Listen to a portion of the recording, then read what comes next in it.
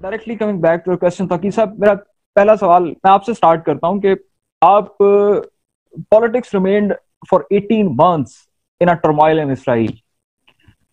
How you see that last month when everybody in the world was busy in dealing with COVID-19 and Israeli politics was under watch, like they were having a settlement plan with Benny Gantz, then Netanyahu. How you see that? देखें, relief की जहां तक बात है हमारी, तो वो तो रिलीफ तो फलस्तीन को नहीं मिलेगा, चाहे इजराइल में नेतन्याहू प्राइम मिनिस्टर इलेक्ट हो जाए या कोई और प्राइम मिनिस्टर आ जाए। उनका जो ग्रेटर इजराइल का एजेंडा जो है वो तो बरकरार रहेगा और उसी के पर वो अमल दरामद करते रहेंगे। अब 18 महीने के लिए जो अगर नेतन्याहू को आज इलेक्ट किया गया या उसने ओथ दिया है, उसका मतलब ये नहीं है कि फलस्तीनी के ऊपर जो है कोई उनको रिलीफ मिलेगा या अगले 18 महीने के बाद जो नया प्राइम मिनिस्टर आएगा वो फलस्तीनियों को कोई रिलीफ दे सकेगा। इनका एजेंडा अपनी जगह पे कायम है और कायम रहेगा, और इनकी जो एक्सपेंशन का जो प्लान है जिसे हम ग्रेटर इजराइल कहते हैं वो मौजूद रहेगा। इस बगीर साहब आपसे मैं सवाल करूंगा, आपकी तरफ आते हैं कि आपसे मैं जानना चाहूंगा कि जिस तरह सर ने भी कहा कि इनके मेन ग्रेटर इसराइल के एजेंडे के ऊपर कोई फर्क नहीं पड़ेगा, लेकिन क्या आप इस वक्त ये नहीं देख रहे कि नेतन्याहू इसको अपनी पड़ी हुई है और वो अपनी सीट और अपनी पॉलिटिक्स बचाने की कोशिश कर रहा है? क्योंकि अगर हम देखें तो 24 मई को उसकी हियरिंग है कोर्ट के अंदर करप्शन केसेस के ऊपर। क्या वो चाहता है कि मुझे इस 18 मंथ के अंदर जस्टिस डिपार्टमेंट और जस्टिस मिनिस्ट्री को डील करने का मौका मिल जाए और ताकि मैं इन केसेस से निकल आऊं? और इस सिलसिले में उसने अमेरिका से भी हेल्प मांगी है और इसी सिलसिले में पोम्पियो ने अमेरिका का विजिट किया। क्या ये कनेक्शंस बन रहे हैं? क्या ये चीजें सेंस बना रही हैं सर? हमारा थैंक यू वेरी मच।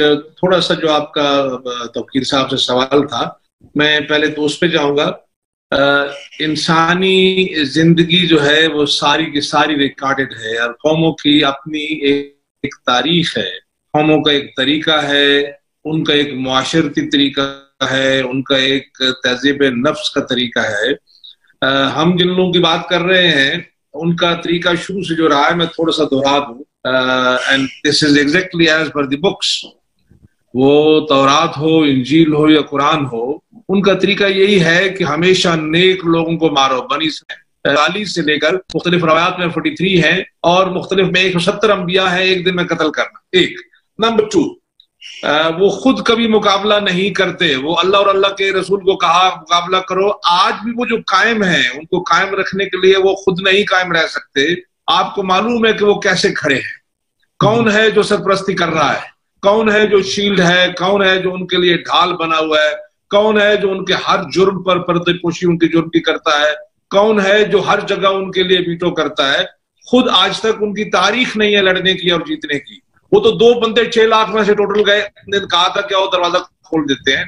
तीसरी बात, इजराइल जैसे तवकीर साहब ने कहा, इजराइल वाहिद मुल्क है दुनिया का which believes in no international boundaries. और मैं ये आपके तवज्जो से बताना चाहता हूं कि सिर्फ आलम इस्लाम ही नहीं, even Christianity should be very of them, because वो क्रिश्चियंस को भी हेरेटिक समझते हैं। वो अदालत जो लगी थी दमिश्क के अंदर जिसमें ईसा अलैहिस्सलाम को फांसी प्रोनाउंस की गई थी, ये और बात है, हमारे अकीदे के मुताबिक बनी इसराइल का एक ईसा अलैहिस्सलाम की शक्ल का आदमी, उसे फांसी लगा दी गई और अल्लाह ने उनको कहा कि आप अपनी ना सिर्फ फितरी उम्र पूरी करोगे मेरे पास, बल्कि मैं तुम्हें दोबारा भी जो है तुम्हारी बेइज्जत करूंगा। तो इसलिए उनके पास में हो तो ना सिर्फ वो पूरे आलम इस्लाम पे कब्जा करे, पूरे आलम क्रिश्चियन पे कब्जा करे और इसके अलावा और भी, बिकॉज वो अपने जैसा किसी को समझते नहीं है। जन्नत का वो लाइसेंस लेके बैठे हुए हैं, वो समझते हैं कि दुनिया में वही है। इसलिए ये समझना कि वो किसी बाउंड्री का, किसी इंटरनेशनल जो है वो उसका एहतराम करते हैं या किया है, उन्होंने कभी नहीं किया। कि एक तो उनके ऊपर जो डोम है, जो शेल्टर है, वो है यूनाइटेड स्टेट्स का और वेस्ट का।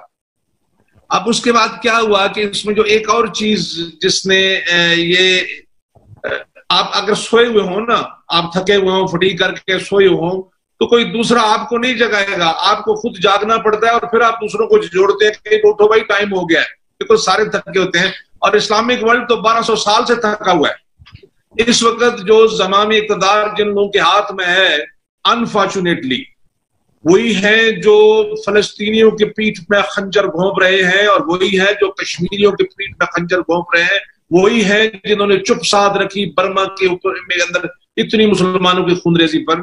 उसमें कोई इस्तिस्ना नहीं है, कोई डिस्टिंक्शन नहीं है। इसलिए ये कहना, और दूसरी बात आप आते हैं उनकी पॉलिटिकल डायमेंशन पे।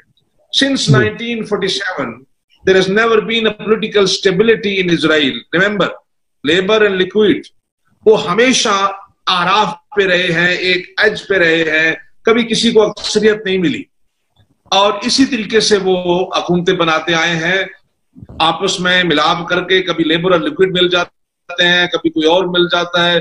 उनका हर जवान चूंकि फौजी है, तो इसलिए उनके बहुत सारे जो फौजी कमांडर गुजरे हैं, जो आर्मी चीफ गुजरे हैं, they have been there prime minister as well.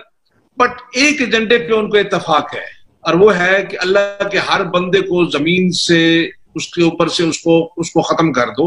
And specially the Palestinians, they have been doing it with the Palestinians since 1948। उन्होंने एक गाजिबाना कब्जा किया।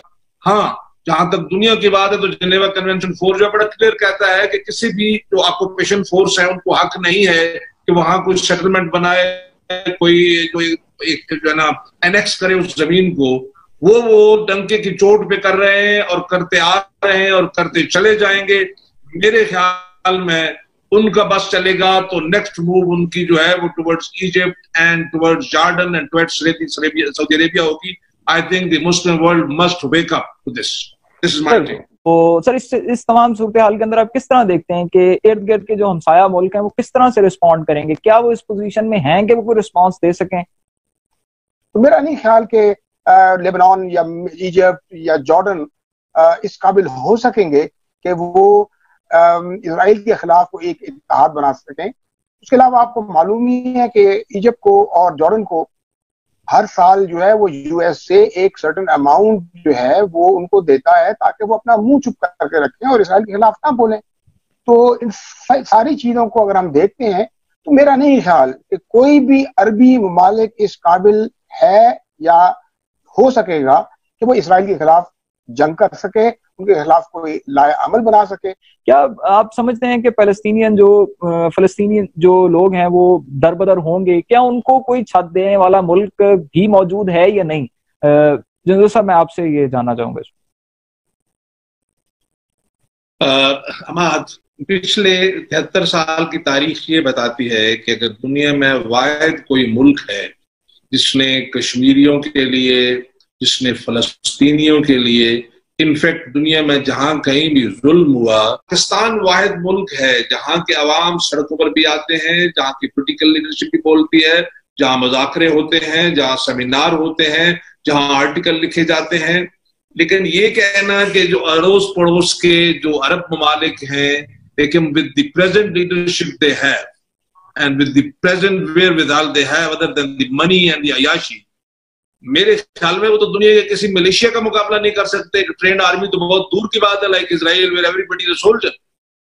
तो इसलिए ये धक्के जो हैं ये फलस्तीनियों के जो है वो किस्मत में जो लिखे हुए हैं, कोई ना कोई जो है वो अल्लाह का करम जब होगा, कोई मुसलमान उठेगा दिल से, जो मोमिन उठेगा, तो फिर ये तकदीर बदलेगी और इंशाअल्लाह अजीज जो है फिर तो फलस्तीनी वो उनका है, फलस्तीन उनका है, फलस्तीनी आबाद भी होंगे, कश्मीरी आजाद भी होंगे। बर्मा के मुसलमानों को देखो ना, बांग्लादेश भी उनको जगह नहीं दे रहा है। तो इस वक्त जो मसला है, जो आपने रिफ्यूजीज की बात की, again there is one exception, the ingratefulness of the people may be there, but there is one exception and that is Pakistan. For the last about 43 years millions के हिसाब से हमने अपनी हर चीज एट स्टेक लगा दी। हमने अपने घरों के दरवाजे खोले, दिलों के दरवाजे खोले, मईशत के दरवाजे खोले, सब कारोबार हवाले कर दिया। और दुनिया को अदराक है, और मेरे ख्याल में हमारे अफगान भाई भी जो है उनको भी अदराक है, एक वक्त आएगा कि शायद पाकिस्तान और अफगानिस्तान जो है वो पोलिटिकल भी और दुनिया के मुख्तलिफ फोरम्स भी एक यकसू के बात करेंगे। लेकिन फॉर द टाइम बीइंग ये कहना it is too far fetched कि उनमें से कोई भी बंदा जो है, जो इजिप्ट में बैठा हुआ है, जो जॉर्डन में बैठा हुआ है, जो सीरिया में बैठा हुआ है, वो अपनी मुसीबतों में है, जो इराक में है, जो सऊदी अरेबिया में है, जो यूएई में है, उनके अंदर ये हिम्मत है कि वो इजराइल को आंख दिखा सके।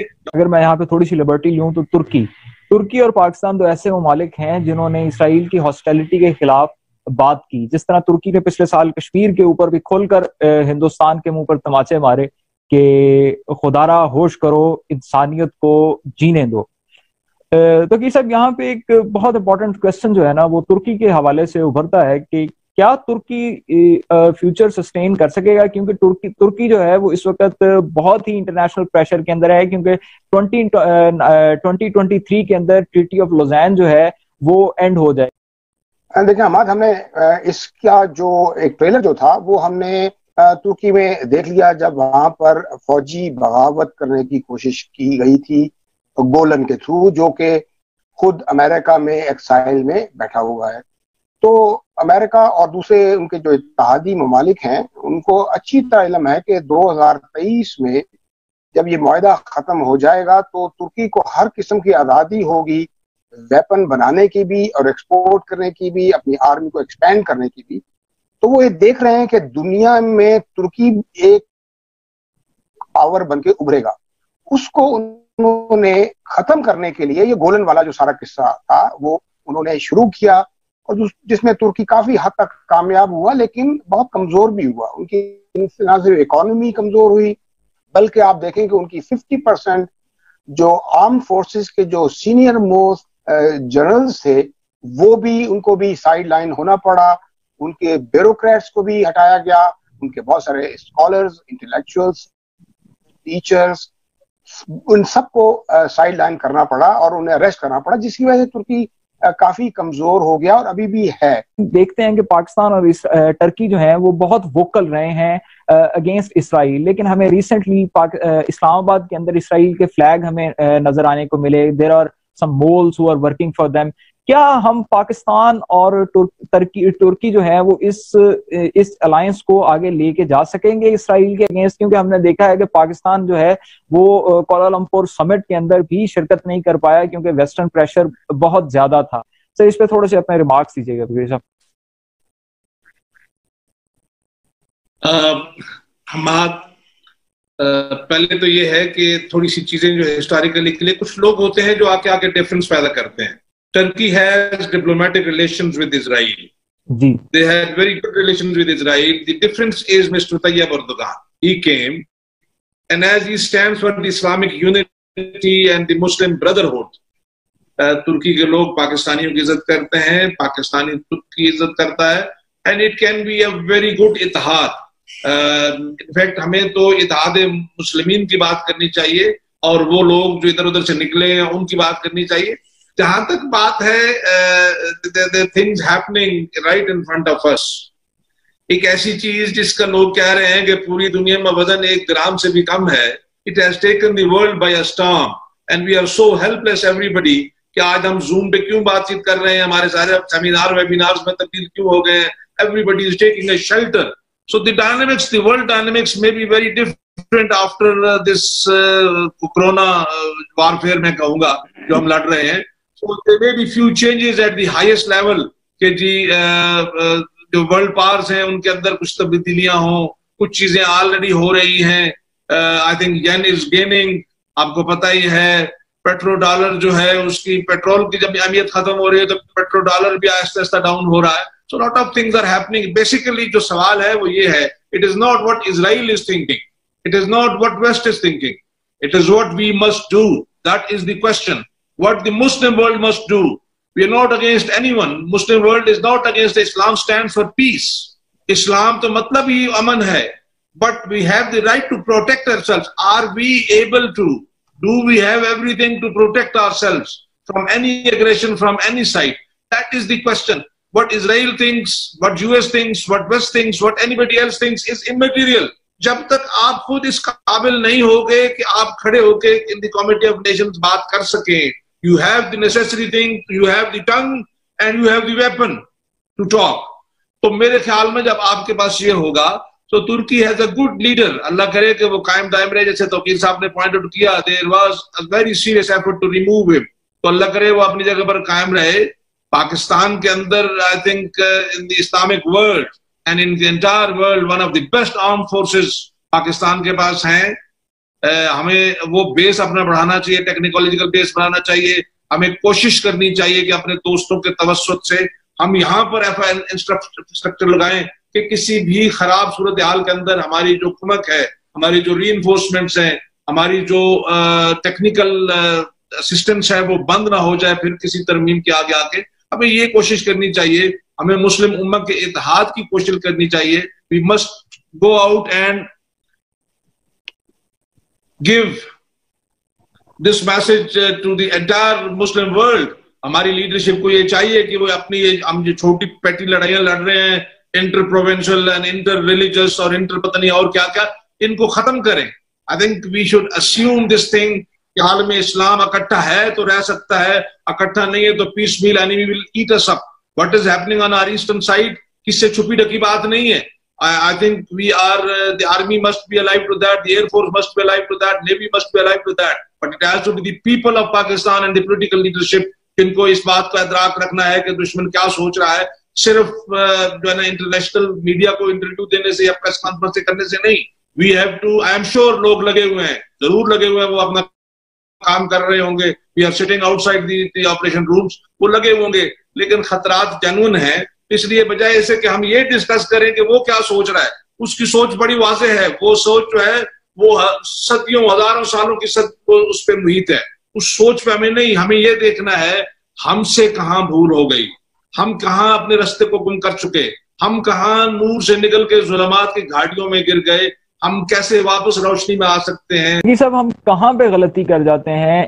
ہم جب ان ریئلٹیز کو جانتے ہیں، انٹیلیجنس رپورٹس ہمارے پاس ہوتی ہیں، ہم تمام ڈپلومیٹک پریکاشنز جو ہے وہ ہم لے لیتے ہیں، لیکن ہم ان تمام احتیاط اور تمام نالج کے باوجود ہم رسپونڈ ایکوریٹلی نہیں کر پاتے. یہ جو اس وقت سازشیں پاکستان یا مسلمان ممالک کے خلاف بچھائی جا رہی ہیں، ان کو سمجھنے میں ہم تھوڑا دیر لگا دیتے ہیں.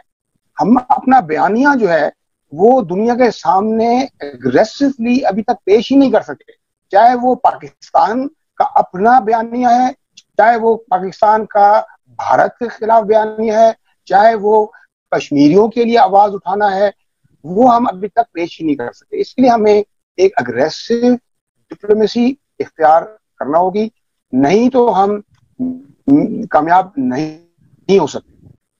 ایک طریقے سوشل میڈیا کے اوپر جس میں اسرائیل اور بھارت ہم سے بہت زیادہ آگے ہے، اس میں ہم کمزور ہیں.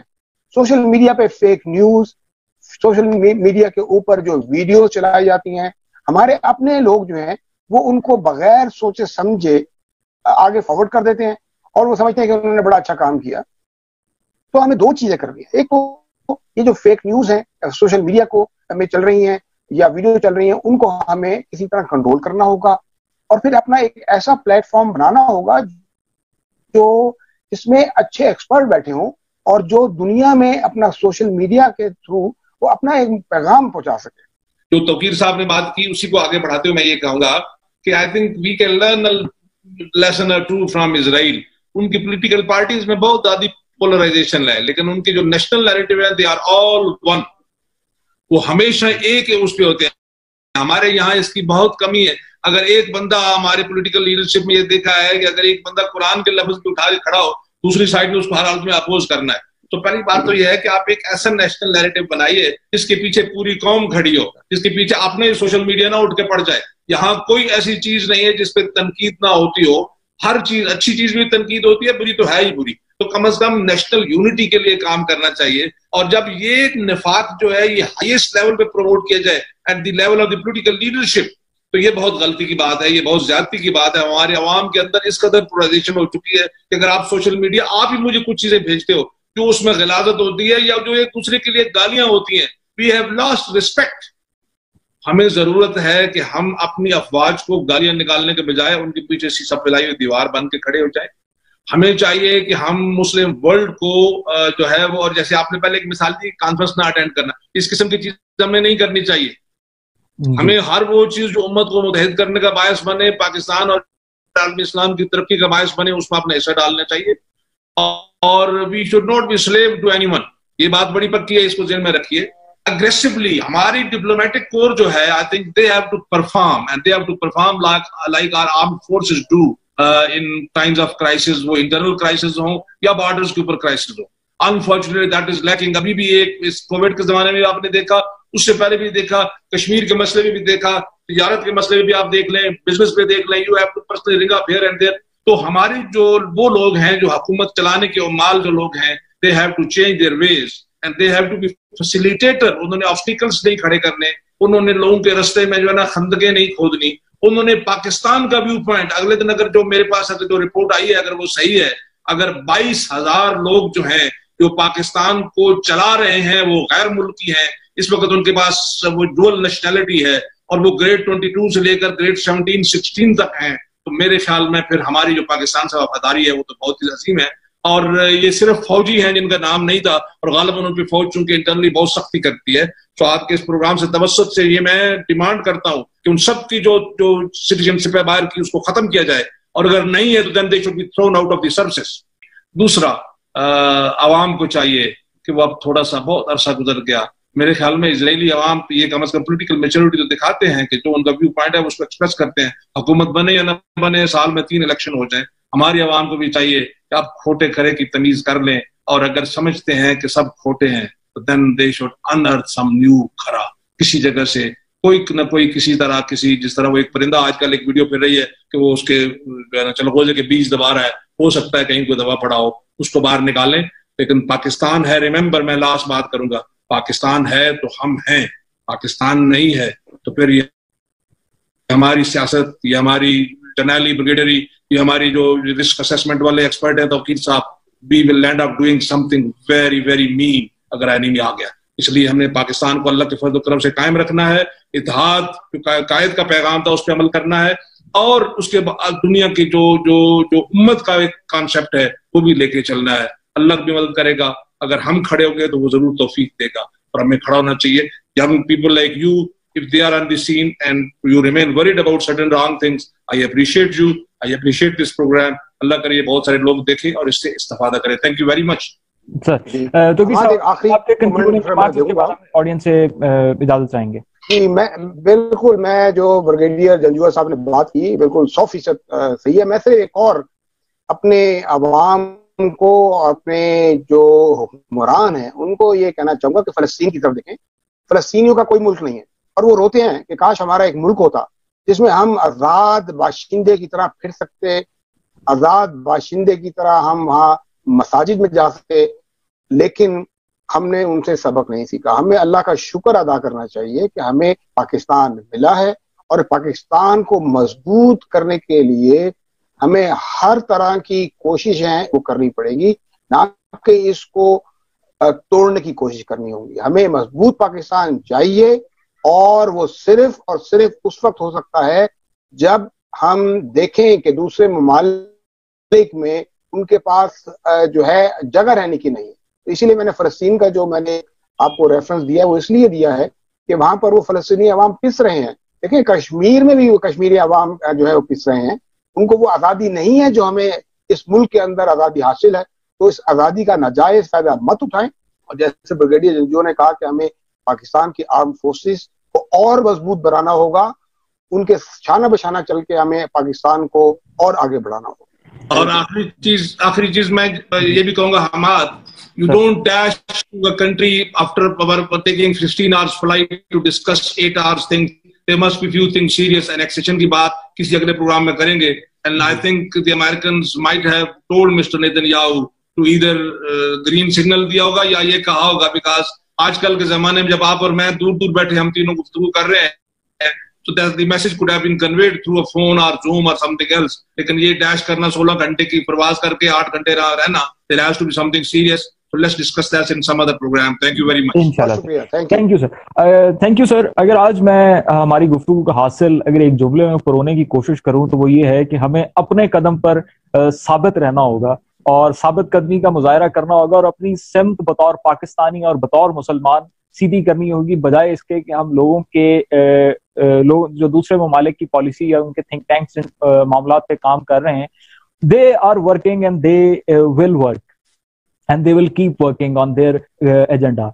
जो हमें करने की जरूरत है, हमें ये करना है कि हमें जो हमारी आज की डिस्कशन से जो हासिल हुई वो बात ये कि हमें ہمارے انٹرسٹ کے بارے میں سوچنا ہے اور ہمارا انٹرسٹ امت کی یکجہتی میں ہے. خواجہ حماد اکبر کو آج کے مہمانوں کے ساتھ اجازت دیجیے. انشاءاللہ آپ سے دوبارہ ملاقات ہوگی ایک نئے پروگرام اور نئے ایجنڈے کے ساتھ. السلام علیکم. پاکستان زندہ باد.